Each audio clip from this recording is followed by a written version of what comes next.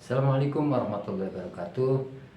Teman-teman semuanya, hingga saat ini Anies Baswedan belum juga diusung oleh PDIP, Partai Partai Demokrasi Indonesia Perjuangan.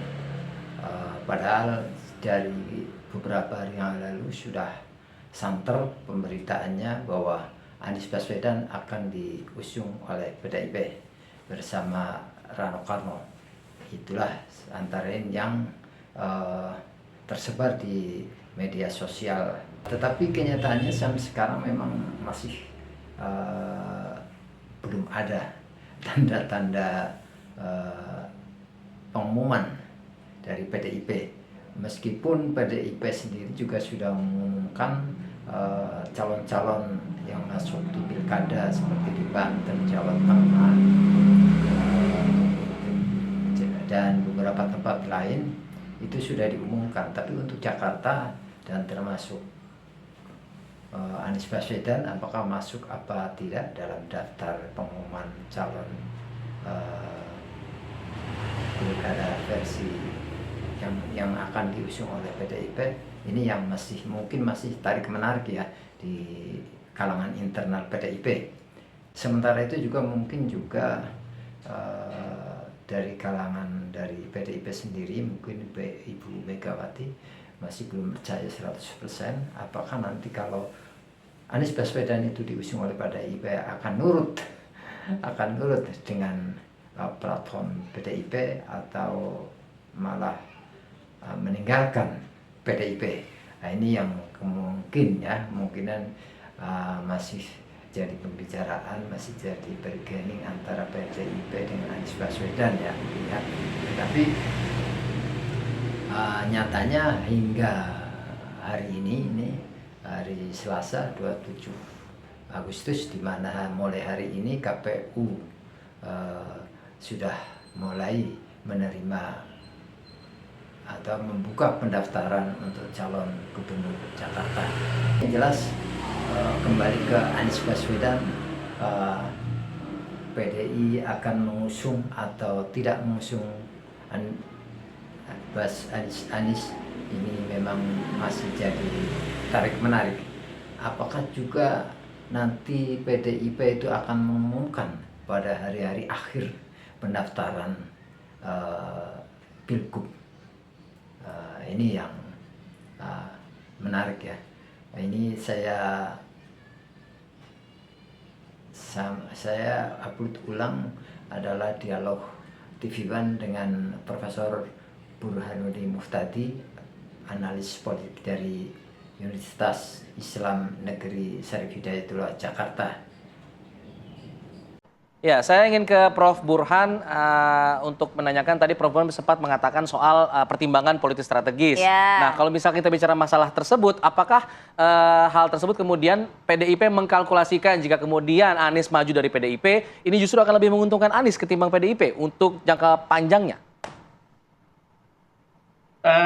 Memang begini, ada pro kontra nih ya, ada plus minus lebih tepatnya, Alfat. Kalau misalnya Anies tidak menjadi kader PD Perjuangan, maka PD Perjuangan mungkin bisa menyaksikan komitmen kepartean Anies Baswedan, dan itu nyambung dengan pidato Ibu Mega. Dua kali pidato terakhir Ibu Mega kan menyinggung soal itu ya. Tetapi kalau misalnya Anies maju sebagai calon gubernur DKI Jakarta dengan masuk sebagai kader partai, itu juga bisa menyempitkan ruang gerak Anies pada titik lain. Betul. Karena tidak cukup kan menang hanya dengan mendapatkan dukungan dari konstituen PD Perjuangan di Jakarta. Perlu memperluas, lebih inklusif, diterima terutama oleh kader partai lain. Dan sejauh ini Anies kan terlihat pengen tidak masuk secara formal dalam partai manapun, meskipun dia sangat dekat dengan partai manapun.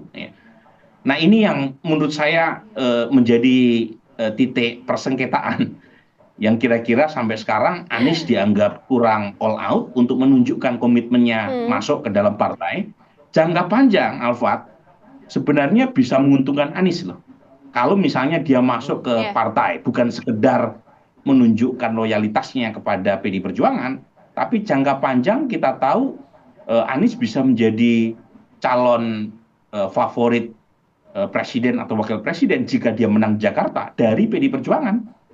Karena kita tahu dari dalam sejauh ini belum muncul nama, terutama setelah Mas Ganjar kalah dalam Pilpres 2024. Tapi lagi-lagi posisi itu juga bisa memicu resistensi dari elit PDI Perjuangan yang lain. Karena bagaimanapun yang mengantri sebagai capres 2029 kan banyak. Bukan hanya dari newcomer seperti Anies ya. Jadi saya kira ini yang membuat Anies cukup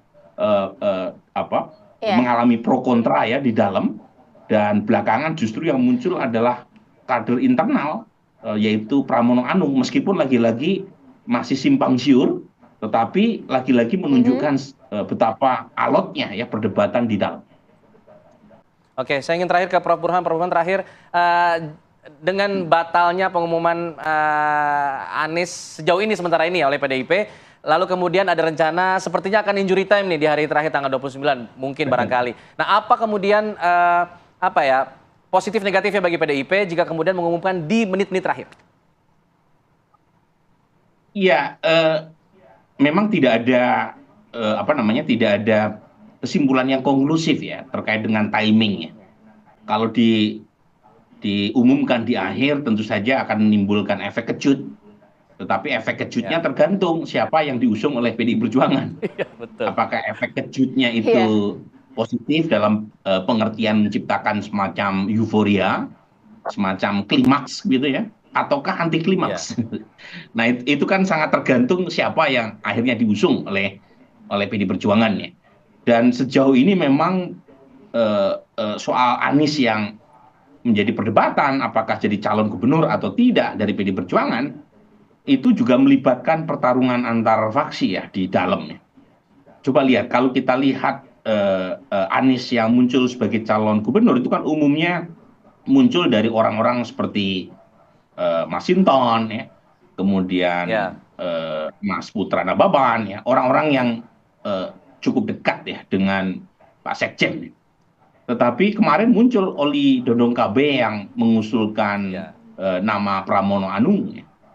Yang kita tahu ini lagi-lagi menunjukkan bahwa nama Anies sangat kontroversial di dalam, dan menurut saya wajar ya PDI Perjuangan mempertimbangkan cukup alot dan memakan waktu mungkin lebih lama dari yang kita perkirakan.